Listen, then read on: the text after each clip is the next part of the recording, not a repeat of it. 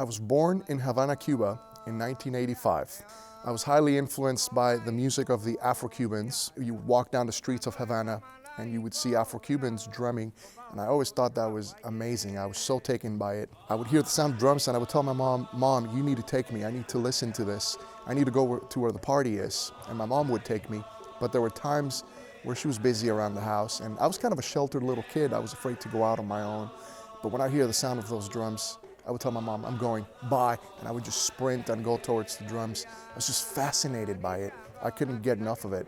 But I was also really influenced by my grandfather. He would sit on a rocking chair next to his 1950s radio, and he would play Bach, Beethoven, Strauss. So from a very young age, I was really influenced by classical music.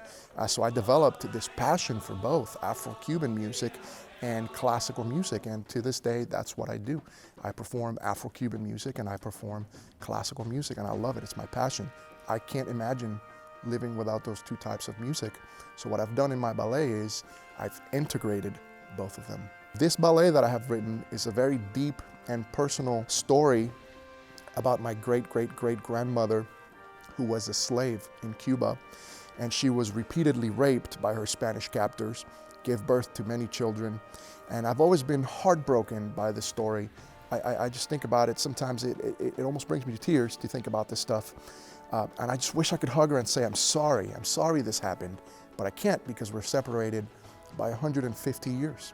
All I could do, all that's within my power, is to dedicate this work to her. Orishas, Danza Afro-Cubana, I dedicate to her. This is a work about self-reflection and reconciliation. My whole life I've asked myself, who am I and where do I come from? And I know it sounds cliche, but really I've wondered, who am I and where do I come from? What's in my past? What's in my history? What makes me who I am? I realized that coursing through my veins, there's the oppressor and there's the oppressed. There's the slave and there's the slave owner. How could I have so much evil in me? But also, how could I have so much oppression? These things, they didn't make sense to me. So this work is going to help me reconcile that. This work that I have written is a deeply personal ballet about self-reflection and reconciliation. I want to inspire people to think about their past. I want to inspire people to think about the good and evil that's in them. So I ask you, in this world, which are you? We all have evil. We all have the ability to do evil. We all have the ability to do great things. Which one are you going to choose?